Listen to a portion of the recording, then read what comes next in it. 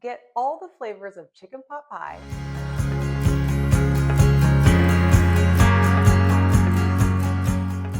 Hi, I'm Carrie with eatingonadive.com. You're going to love today's recipe, and you can find the full recipe linked in the description. Up first, we got to chop an onion. I'm going to cheat today. I'm going to use my food chopper. Highly recommend it just because it makes life easier. But you could also use like what is it called, like frozen diced onions. I actually had a person comment and they took offense to it that I said if you want to be lazy, you can use like dehydrated onion or diced frozen onions. But in here, in the Eating on a Dime world, lazy is actually a term of endearment, not an insult. Like, we are proud to be lazy here. We want to make everything in the kitchen to be as easy as possible for y'all. And that's why we show you things that we think are worth buying, like the chopper, because it just gets you getting things done faster. And if you can get it done faster, you're more likely to cook at home, which means you're more likely to save money. Our little tip is when you chop your onion, put the little corner down and push it in, and that will make it to where you get these perfect little square diced onions. It's so much faster than doing it by hand. Then we're going to chop up our celery. I'm going to use my chopper again. I'm just cutting them to where they will fit in the actual chopper. So you just put there, smash it down, and then you have chopped pieces. You can put multiple in there if they'll fit in there. We have perfectly chopped onions and celery in minutes instead of more minutes. But we're going to head to the stove. I did want to show you that today I am using this Dutch oven. You can just use a regular stock pot if you want to, but we do have everything that we're using linked in the description for you as well. So whether it's from Walmart or Amazon, we have everything linked, including the chopper for you. In a large stock pot, add 4 tablespoons of butter. Heat over medium-high heat until the butter is nice and melted. As the butter is melting, I don't like to wait until it's all the way melted. I go ahead and add in, because the onions and the celery can start sauteing while the rest of that butter is melting. You just want some of it to be melted so it can go ahead and get sauteed. And we want these to become nice and soft. Saute these for 7 to 10 minutes or until they become really soft and the onions are translucent. While those are sauteing, let's go ahead and get our potatoes ready. We need 3 Yukon Gold potatoes. I am just peeling them. You don't actually have to peel them if you don't want to, if you want more of that rustic taste, but I've got some picky kids, so we're peeling them today. And then we're going to cut them into bite-sized pieces. So think like if you were to buy frozen diced hash browns, that's kind of the size you're going to want them to be. So like little cubes.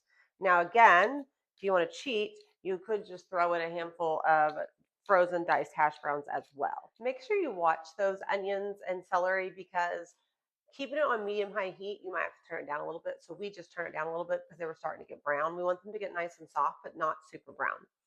So now I said 3 Yukon Gold, but really it's 1.5 pounds. Ours just happens to be 3.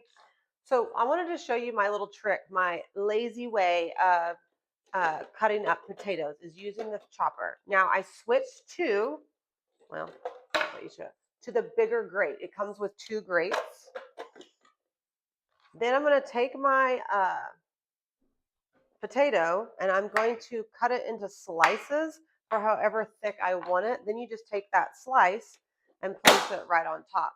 And the reason I go this way on my slices instead of long ways is because they'll fit in the slicer or the chopper easier. So then when you do that, you get these beautiful chopped evenly pieces. So all the potatoes fit on a spoon and they're super easy to eat. So I want to show you up close. Don't cut it this way because it won't fit in the food chopper.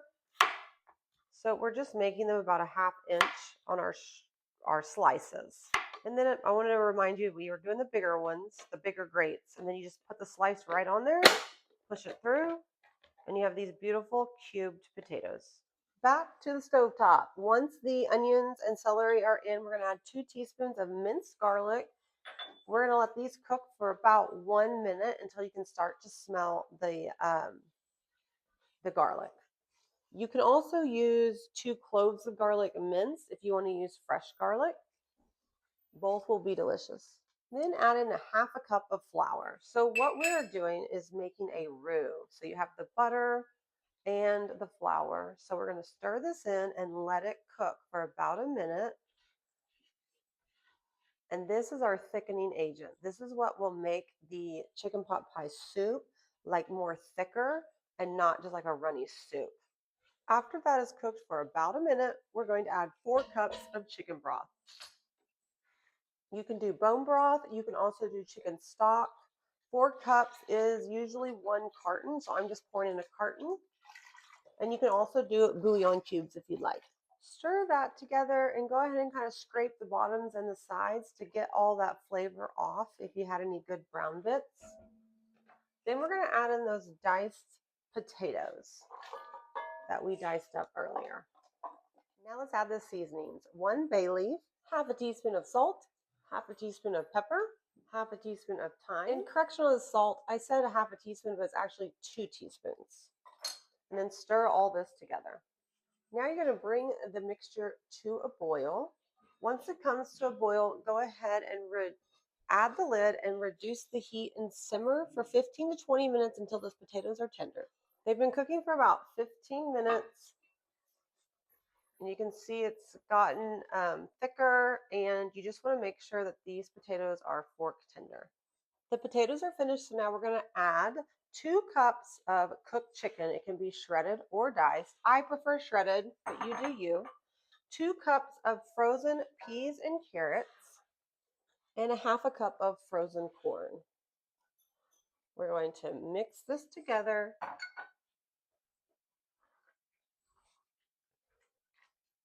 Look at that. Instantly, it's already starting to look like pot pie. And add a half a cup of heavy cream. We are going to bring this back to a simmer, and we're going to let it simmer for 5 to 7 minutes until everything is heated through and all the flavors have combined. I like to add the lid when I simmer, but if you find that this is too liquidy for you, you can leave the lid off so it will thicken it up. It's been 5 minutes. It smells amazing. Everything is cooked through. We're going to remove this bay leaf. Let me see if I can get it out without burning my hands because it is hot. And we are ready to serve, but in a soup. It's simple and easy and the perfect comfort food. So much easier than traditional pot pie. Last but not least, I highly recommend you just take some canned biscuits, or we have a really good homemade biscuit recipe on the site that I'll include a link for as well. But you just need some biscuits, and that is what you're going to top on top of your soup. So when you take a bite, you get the flavors of like the crust from the chicken pot pie, and then you have the filling in the soup. So let's top it off. Add a biscuit, and we're ready to eat. Now it's time for my favorite part, eating it. I like to take a piece of the biscuit and just like dip it in there and lift stuff. Oh yeah. It's so good. I gotta go in for a bite.